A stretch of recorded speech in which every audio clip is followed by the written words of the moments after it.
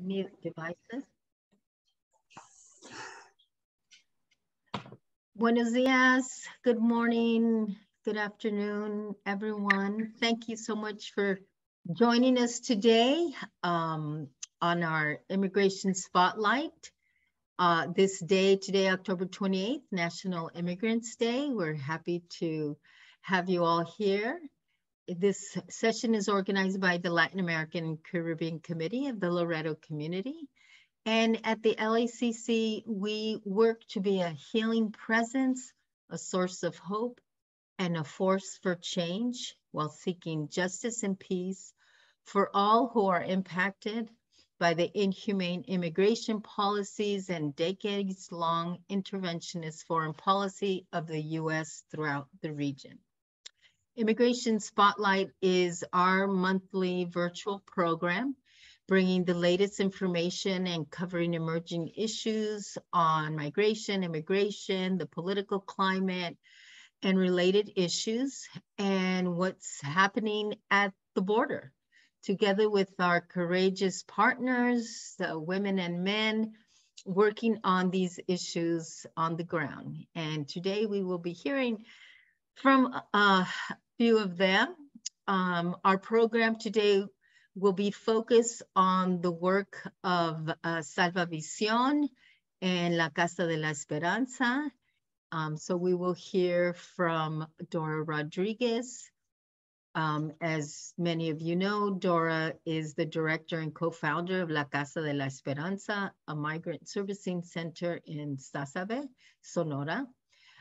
We will also be hearing from Bob Key. I think he is with us. Is he there with you, Dora?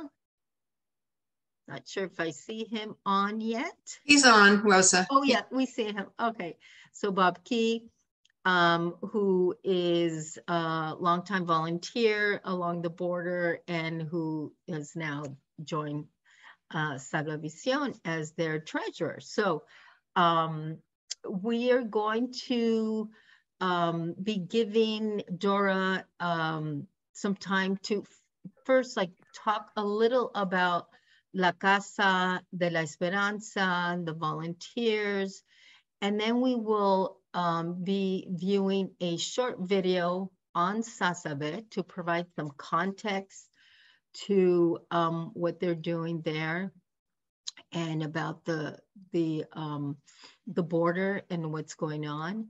And then we'll have Dora and others talk about a retreat that Dora and company organize for the women who volunteer at La Casa de la Esperanza, which the Loreto community and Loreto Link has supported. And then we'll hear border updates and additional information from Bob and Mary Jean and others who provided messages into the retreat if you'd like to contribute. So let's turn over to Dora, if you can, and your colleague Gail, if you'd like, introduce her as well.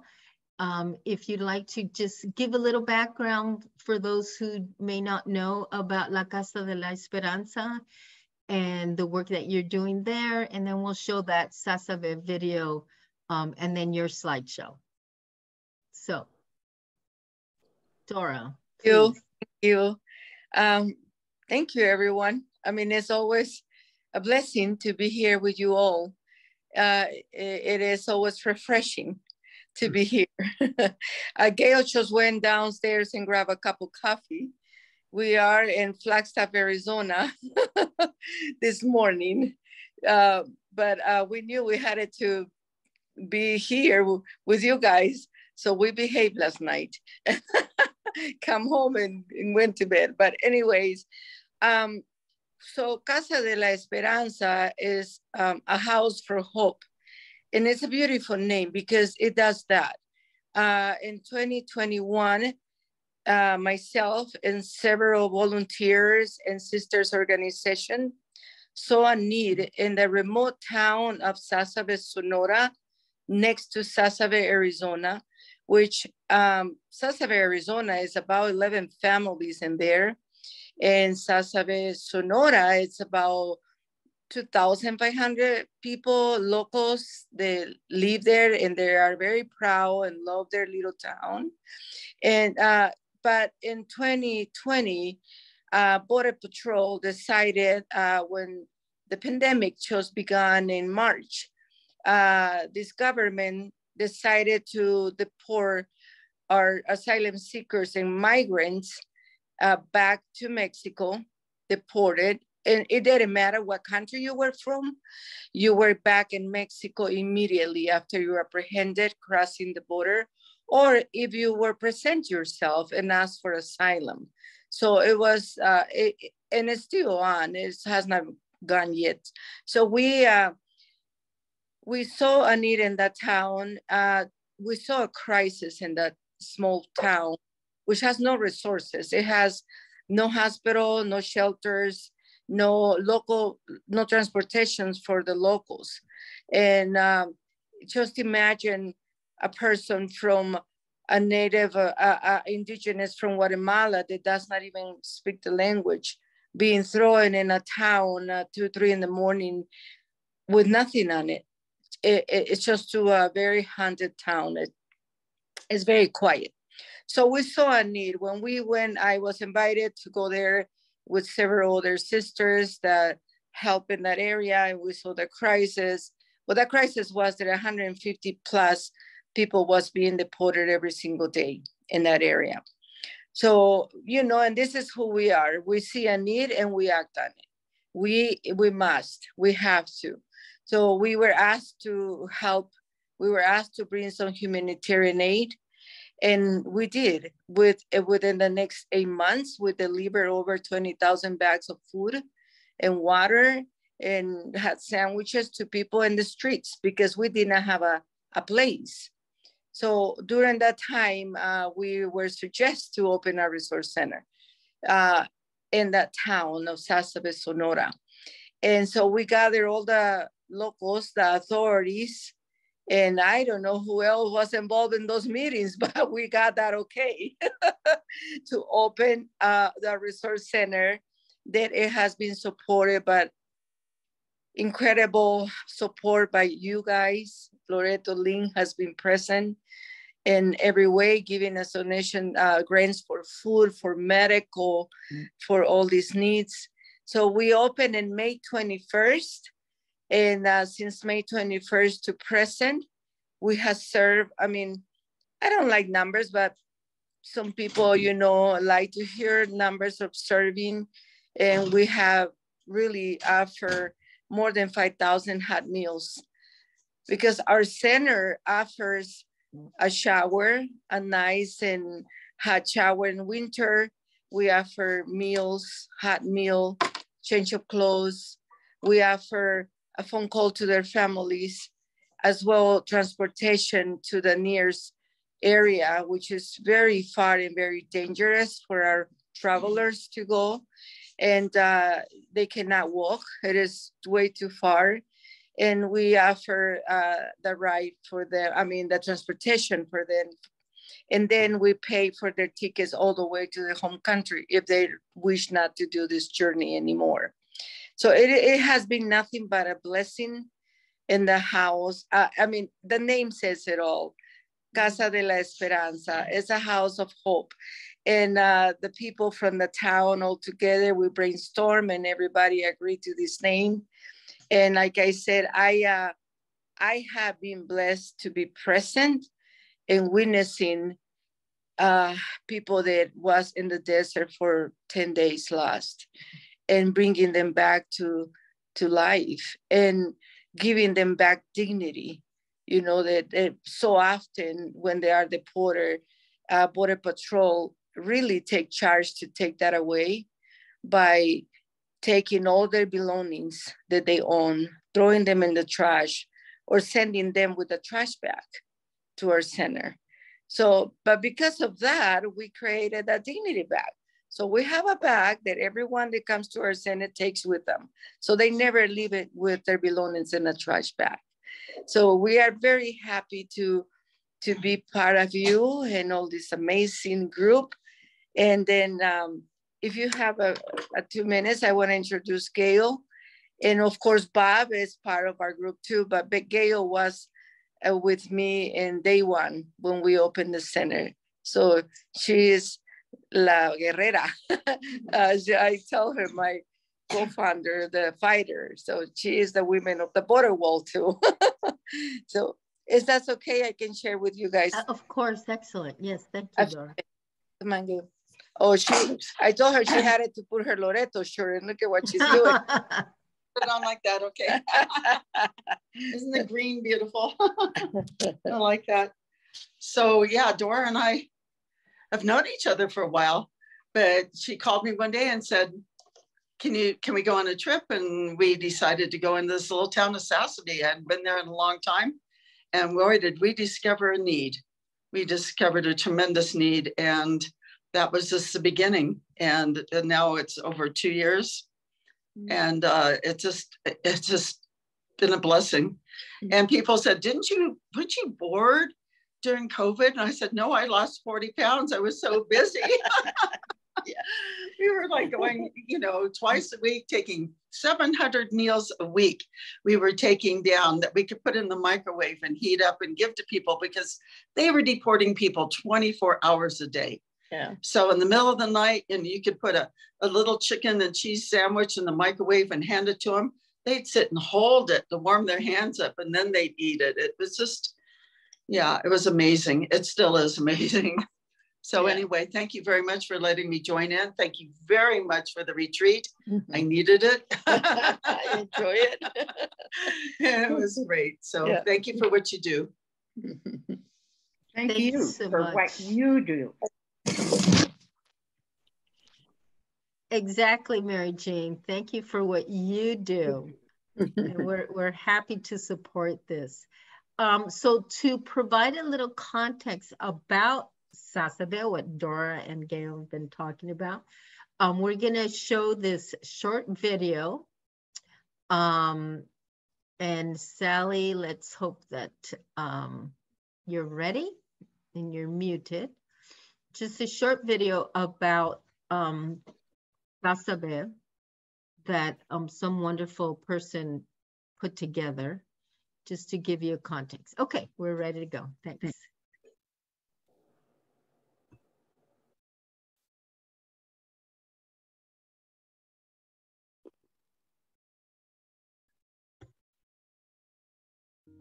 The U.S.-Mexican border is often known for its busy cities and international crossings. When one thinks of the border crossings at San Diego-Tijuana, El Paso, Ciudad Juarez, or between Nogales, Arizona, and Nogales, Mexico, one might usually think of high vehicular and pedestrian traffic, as well as the presence of stores everywhere. However, in the border town of Sasabe, Arizona, a different type of scene unfolds. Walking around Sasabe, we find a significant lack of stores, car traffic, and, well, people in general. In fact, as the least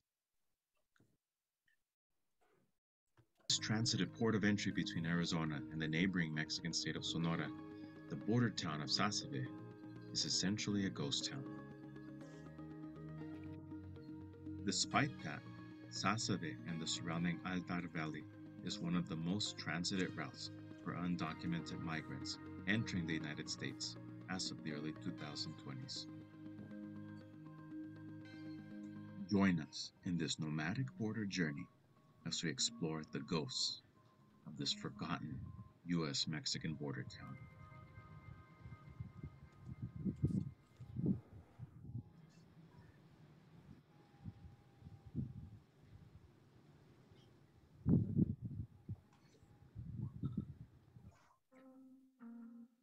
The phantom border town of Sasabe is located along the arid western land boundary between Mexico and the United States, at an elevation of 3,537 feet in the Altar Valley of southern Arizona. Immediately to the south is the separate community of Sasabe in the Mexican state of Sonora. Sasabe, Sonora is connected by a lonely highway to the interior of the state. The population of this little ghost town on the Arizona side of the border was 11 in 2010, while Sasabe, Sonora had an estimated 2,500 residents, many of them migrants waiting to cross into the United States. The two little towns of Sasabe are approximately 68 miles southwest of the nearby Tucson metropolitan area. Visible from throughout the area is the bell-shaped Babo Kibari Peak, sacred for the indigenous Tohono O'odham people of northern Sonora and southern Arizona. Indeed, it is from the O'odham language that we have the name for Sasabe, which means head valley. Sasabe is located just outside of the Tohono O'odham Reservation, but the legacy of the O'odham people extends all throughout this region of the Sonoran Desert. Babo Kibari Peak has long been a landmark for people traveling across the Sonoran Desert, from the Tohono O'odham to Spanish missionaries and miners, to Mexican and white American ranchers, and, more recently, different groups of undocumented migrants and smugglers. Historically, what is now Sasabe was along one of the main routes Spanish missionaries and colonists followed in the 1700s, between the mission communities of Tubutama and Oquitoa along the Altar River in Sonora and Mission San Javier near Tucson and the Santa Cruz River in what is now Arizona. Before the mid-1700s, these mission communities, founded by the famous Jesuit Eusebio Kino, an Italian-born Catholic priest in the service of Spain, represented the extreme northwestern corner of the Spanish Empire in colonial Mexico. With the Spanish colonization of California in the late 1700s, the trade route along the Santa Cruz River 35 miles or 55 kilometers east of Sasabe became the main travel corridor between northwestern Mexico and the new colonies. Despite the activities of silver miners along the edge of the Altar Valley, the Sasabe area remained mostly isolated after Mexico's independence in 1821.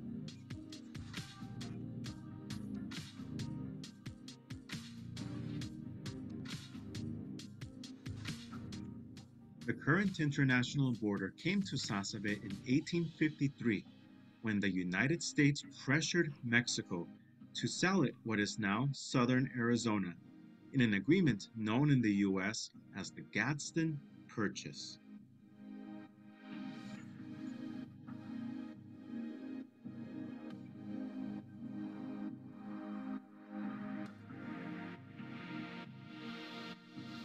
Despite the border existing in Sasabe for 170 years, it has not been until very recently that there are physical signs that a political boundary divides this area into U.S. and Mexican halves.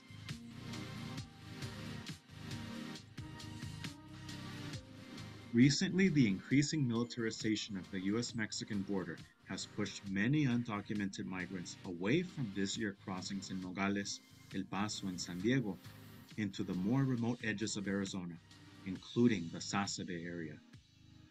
Increasing arrests of undocumented migrants in the Altar Valley and the heated political rhetoric of U.S. immigration restrictionists have finally left their physical impact on the area.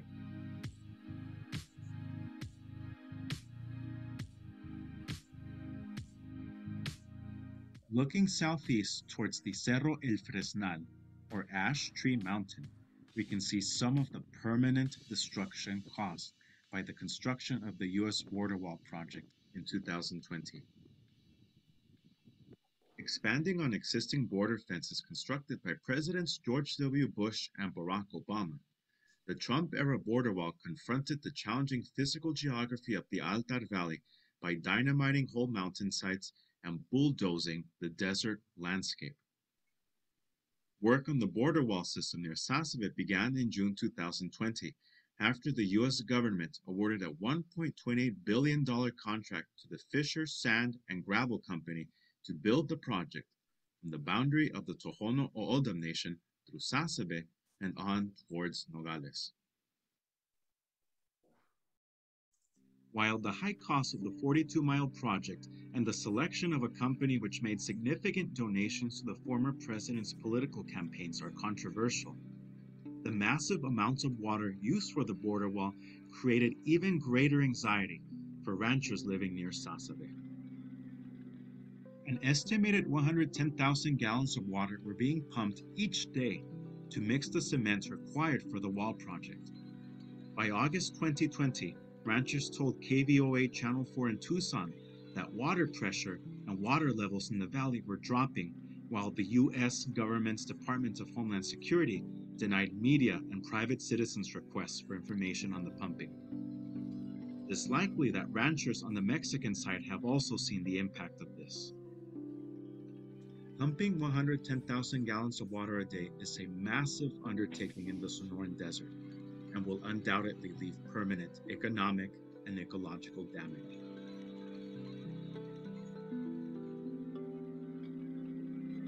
Before Sasabe became a ghost town, it looked like it might have attained great wealth as a major border city. In 1880, the Mexican government authorized the establishment of a customs house on the Sonora side of the border in anticipation of the area's increased economic development, as railroads were built in both Sonora and southern Arizona.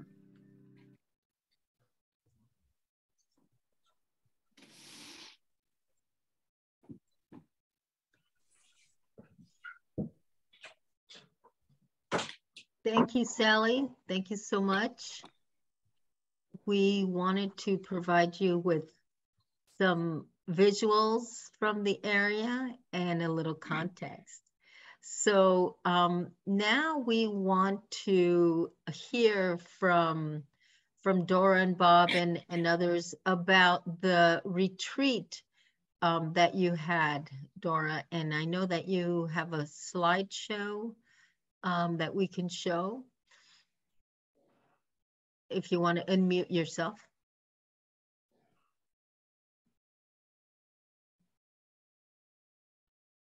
Okay. Are you going to show it, Rosa? Yes, if I can. Thank you so much. If I can be given permission to share. Okay. Yes. Got it.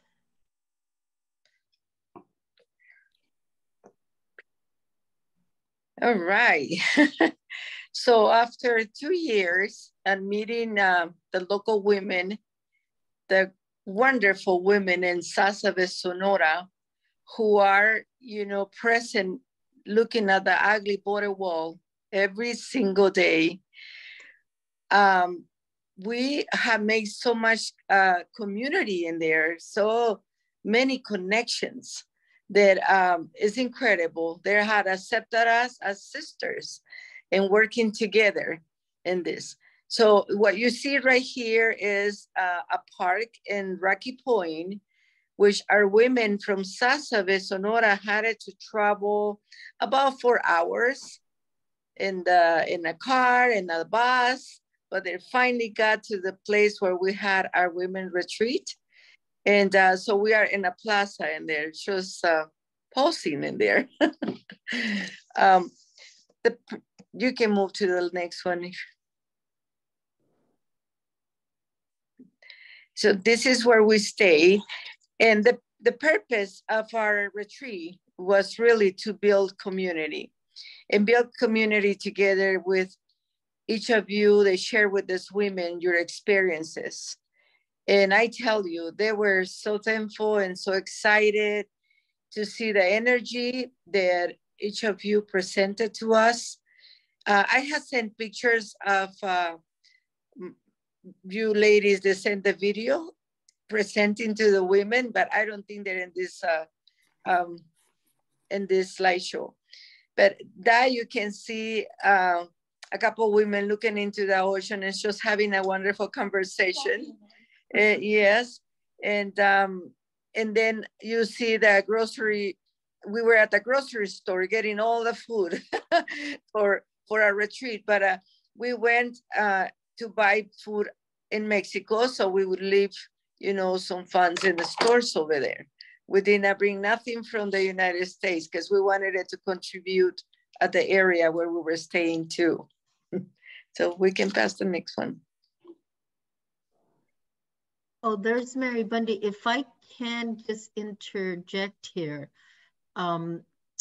from Loreto, some Spanish-speaking colleagues sent video messages about, with messages about giving a little history of the Loreto community, providing words of encouragement and welcoming and words of gratitude as well, and just expressing our experiences as Loreto members, as co-members, as members of Loreto Link, to share with the women about how we are in community.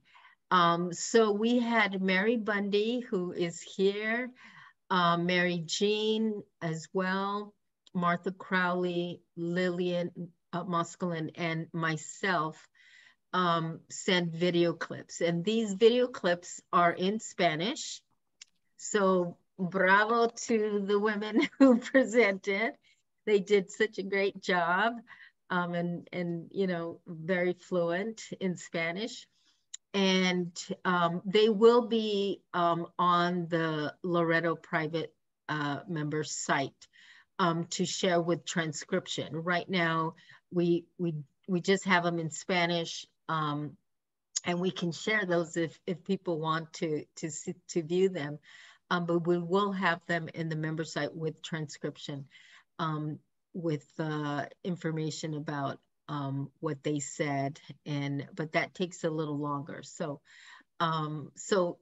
Dora, back to you. Just here's Mary Bundy's video there playing. Yes, and when you share the other pictures, you will be able to see. Oh, shoot. 20% of it. Hillary, you might lose. Oh, you will be able to see Mary Jean and Martha, you know, and yourself in the pictures, and it was incredible. Like I am saying, you know, each of our women expressed a gratitude, as myself and Gail, for your support. You know, that we were able to take these women away from home and relax and regenerate and, you know, get that energy back. We're talking about our volunteers at Casa de la Esperanza, who are every single day the backbone of the center. You know, we bring donations, but they're the ones every single day taking care of our people. They show up at our doors. So they have gone through a lot of different emotions, you know, through this experience. And so the least we could do was take them away to just have fun for themselves and just take care of themselves. So the women that you see, the older women you see in there with her hands up, dancing, her name is Natividad. She is a native from Sasabe. She is an incredible human being. She did a workshop in self-care and did acupuncture for each woman. And they were all relaxed. They were asleep within half an hour. And she gave them tea to relax. And they had soft music playing in the background. I tell you, it was serenity in that place. To the point that one of our volunteers, well, Alma is her name, our volunteers, they get a stipend from us from the money that we receive from donors. Also, Loreto has donated towards their salary, to their stipend. So Alma, Blanca, and Ofelia, those are the three women that receive a donation for helping at the center. So Natividad was just taking care of these women, and, you know, just baby them, and sort of me and Gail. So yeah, we got included too. So you can pass the next one. Anna did a good job. All right, so that was the night out. We all got you know, in our best clothes and our smile. And I told the ladies, I said, oh my gosh, I feel like I am on prom. Like a prom night. We're all just having fun. Yeah, and everybody was so sweet, just you know, taking picture and talking and laughing. So I can tell that that was needed. You know, Alma, who is the most energetic volunteer for us at the center, just yesterday finished cleaning up the whole backyard, which is very large with weed eater. And she sent me a text and said, I had to just spend energy because I feel so new. It was great. Oh, that's lovely. Yes, yes. So yes, we're building that. And of course, without you guys, this would not be possible. So we are in this together. I am forever grateful and thankful, not just for the financial piece, but for the support, for your prayers, your sisterhood. You guys are here with us. And if we are part of your mission, I want to do the best I can to represent you. And this is what we're doing. And yeah. Those are lovely words. Thank you so much, Dora. That's lovely words. I think you really relayed the spirit of the retreat, which we were hoping that would be a rejuvenation time. And it seems definitely like it was. Yes. Did you want to invite Gail to say something? Yeah. I don't know what to say. Oh, you should say if you enjoy it. No, I had a great time. It was, like I said, really needed. I think it was like my first, I called it a vacation that I had in years. So it was really a wonderful experience. And I've known Natividad for about 7 or 8 years. And I didn't know she did acupuncture until recently. And now we're going to invite her down a lot more often. Because I can't tell you how relaxed we all were. It was what the doctor ordered. Thank you so much. I cannot tell you how much I appreciated everything, being able to do that. Thank you. Yeah. Well, we appreciate you all so much because you are our hands on the ground, especially during COVID. And you continue. I mean, we're just so proud and blessed that you are part of us. So thank you. Mary Jean had one of the short videos and really was the connector with Dora about this and really pushing and kind of really valuing, like, this sounds really good. We got to get support for them. So thank you, Mary Jean, for all of that. It's thanks to Bob. Bob was, Bob talks about Loretto all the time and got us connected with Dora. So Bob, what's happening with you? Well, You're I'm just sitting on vacation. Gee, I'm on vacation. I'm at a resort here in Flagstaff. No, I'm staying at a professor's house. Bob Newstead. We spoke at his class yesterday. He's a head of the Latin American Studies here at NAU. Just an incredible human being. So he offered up his house to me, which is wonderful. So. But it's so great that everybody can see the incredible work that with the starting of Casa de la Esperanza that Gail and Dora and the others did, and then the video to see the isolation of this community. It's just out there, and it's and so the importance of having Casa de la Esperanza there is just so. It's made a world of difference in that community and to the women, and they are just becoming, and you can see the transformation in these women, that they're realizing, wow, I didn't know I had this in me, that I can do this, and so they're really being empowered. So this retreat was so valuable, and I'm looking forward to. We'll be in Sasabe tomorrow, so I'm looking forward to hearing what the women have to say about the retreat. I know they're probably still smiling from the retreat. So it was well needed and well deserved. they, as Dora said, they're there every day, and they work so hard and just are so focused and attentive to the needs of the migrants. And I'm so blessed to be part of Selva Vision. Yeah, just as I'm so blessed to be part of Loreto. So yeah, I'm just a very blessed person. Wonderful. Thank you so Yeah. much, Bob.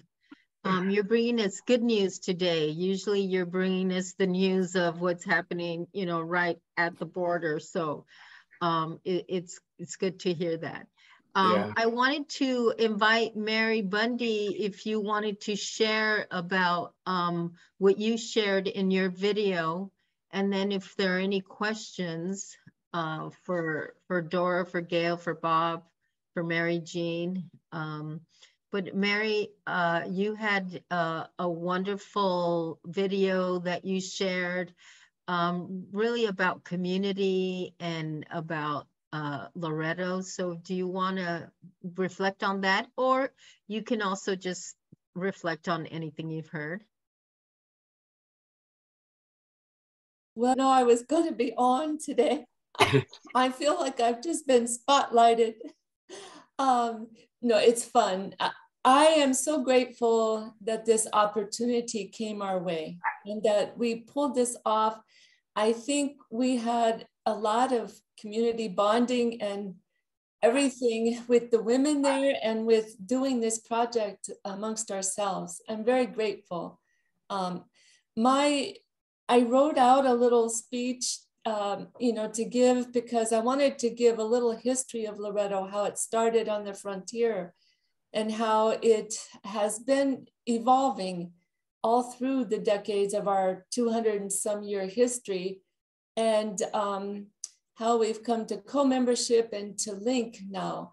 And that's kind of what I spoke about a little bit. And then I just talked a little of my own experiences of working on the border in Naco several years ago that was very similar to what the women have in their experience, where migrants were being deported into a town with no resources, and how the locals, the local people in Arizona were working with the people across the border in Naco to provide sandwiches and information and use of telephones and information about where to get, medical help from the Red Cross because there's no hospital there, things like that. And I just said, the situation is still going on, and so we are very supportive of what you're doing there. And many of us have been there ourselves and seen this situation. So I think that, and then we just all wanted to make the connection with ourselves that some of us are grandparents, some of us also like to sew and do art, little projects with our hands, crafts, and do what we can. So that was the flavor of my presentation. And I think you and Lillian drew your connections with the Mexican roots that you have, each of you. And Martha talked about her experiences in El Salvador. So I think I am grateful that the video will be available to anyone who'd like to see it on our website. And I just want to also say that,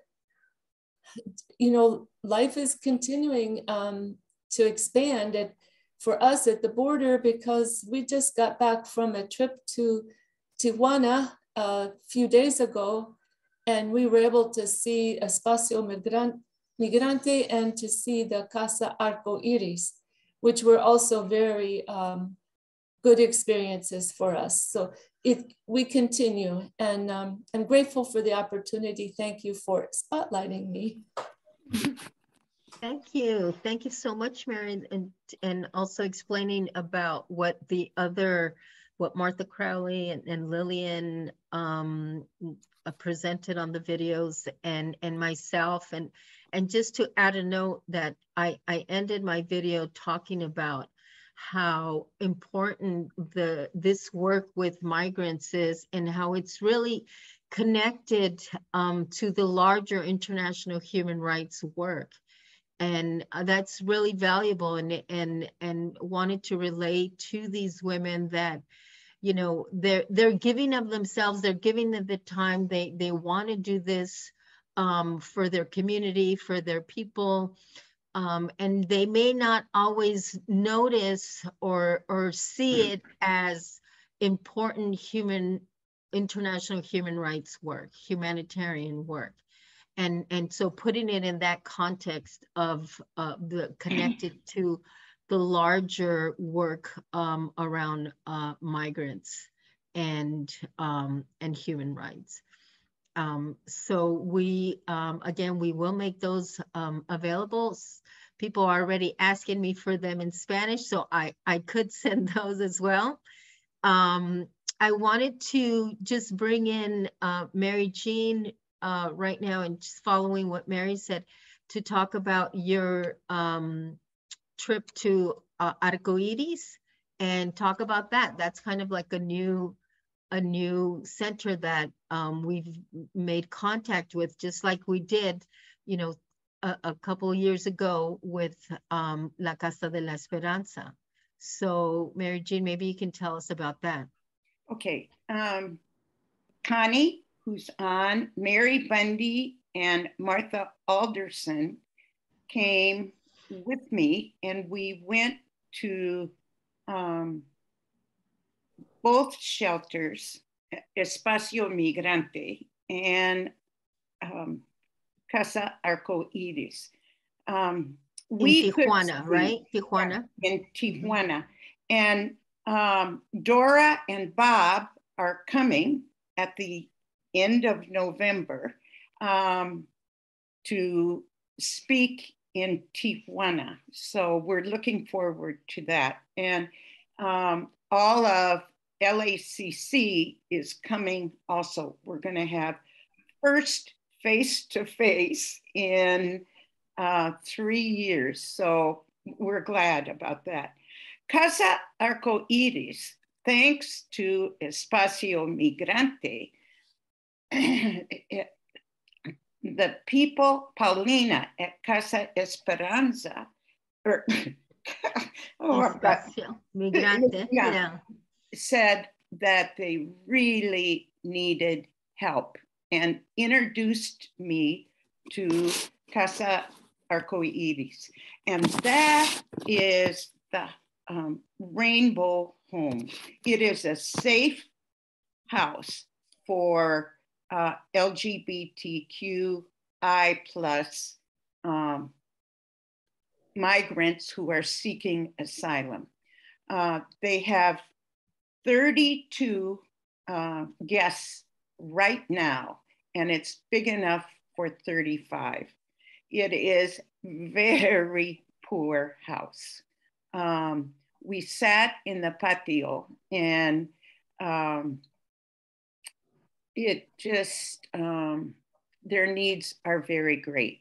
They opened it because they saw a need and of the trauma that had happened to many of their guests. And they are working with some lawyers here to help with their guests. They have experience, they're working with trauma, psychological trauma, and I know at a future immigration spotlight, Nicolasa and Andre and Andrea will be on. They are, you know, just, it's like Espacio Migrante, it's like Dora and Bob and Gail. They see a need and they're there. You know, and they don't, you know, 3 years ago, Espacio Migrante didn't have a 501c3. And through the help of many people, they have it now. And they have a community of workers that you can see. And I know that it's coming. You can just see the support, you know, amidst the huge need. I don't know. Connie, do you want to say anything about the trip, or Mary? Is Connie still on? Connie, yeah, do you want to unmute yourself? Left. Just one of the things that was when we were at the Casa de Arcoiris was that we sat underneath this enormous rainbow tent, and the rainbow itself was the giant banner that came with the caravan all the way from Honduras and Guatemala and Salvador. And, you know, it was like being under holy ground. It was a beautiful temple, and they have made a strong sense of community for the people there. They all share the chores, and one of the phrases that they used was that, and I'm sure you see it with the migrantes right there in Sasabe, that they used to feel so isolated, like nobody had their experience before because they have suffered so individually. And in that, as Mary Jean says, rather rundown house, they have home and they are community with one another. And I very much appreciated the community building, and that they too began their work because they were in the middle of the crisis. The caravan came, they moved. Wonderful. Thank you, Connie. Thank you so much. I want to open it up if anyone has any comments or questions in the last 5-6 minutes. Yeah, Valerie. Yeah, thanks, Rosa. My goodness, I just love this session this morning. It's so exciting to hear, Dora, from you and Bob and Gail about this retreat that we've been talking with you about since at least June, I'm thinking. I think I was oh no, June. Yeah, I was a witness to a conversation that you were having with Mary Jean when we were all in Washington, D.C. for the Poor People's March, where Mary Jean said, well, if you were to join Link, what could, what would be the benefit to you if you joined Link? And you immediately said, well, I tell you what, I'd like to have a retreat for those women, and Link could maybe help me do that. And I love that you had that answer immediately. I also love that one of your last slides was you referred to this year's retreat.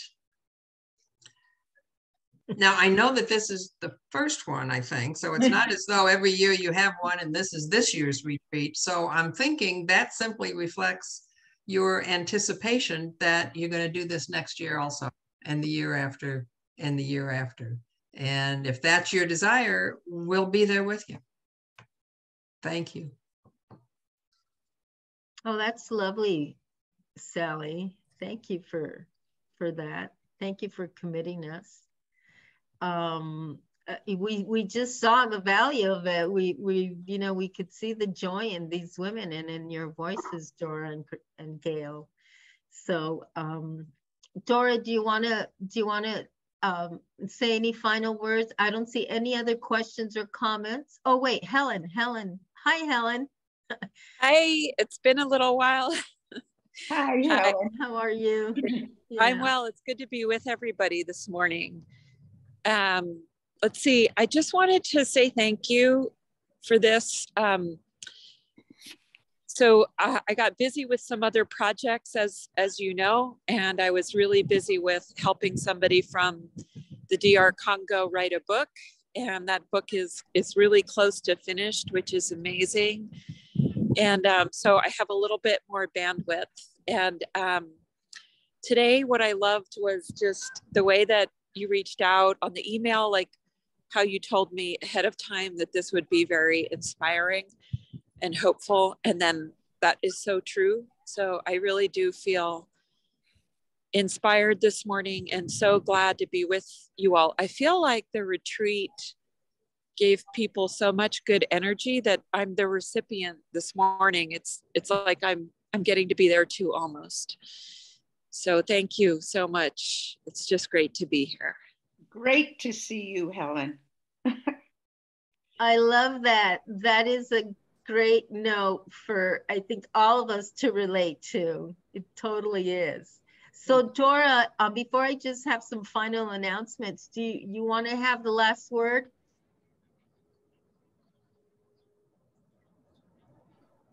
Well, I am just here with gratitude, with hope, and with a light in this crazy world that we are living on right now.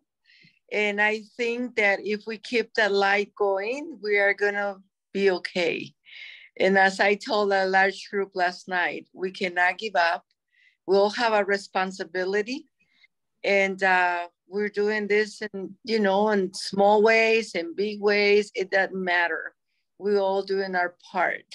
So I thank you, each of you, for being here with us and to walk this journey with us. Thank you. Yeah. Thank you so much. Thanks for ending on that bright note. Yeah. And thank you all for joining. Last announcements are that next month, we will not be having an immigration spotlight. It coincides with Thanksgiving and the work that these good people are going to be doing in Tijuana. And in December, it coincides with the holidays. Plus, in December, the first week of December, the LACC is having its retreat. It's face-to-face. Too bad we can't bring Nati over to do some acupuncture. But we will have some Tai Chi, and we will have some meditation. And we'll also incorporate service part of it by going to Espacio Migrante and hopefully Arcoiris as well. And at that face-to-face, we're going to develop the agenda for next year's immigration spotlight. So if you have ideas, if you have proposals, if you want to bring an issue, something that you may be working on related to migrants and immigration, and you want to feature it, we'll work to make sure we do. We bring in all different issues. We talked about the farm workers, and we talked about the women farming with COVID. We brought a lot of emerging issues. That's why we have it, things that are just kind of coming up so that we're in touch about it and we're up to date.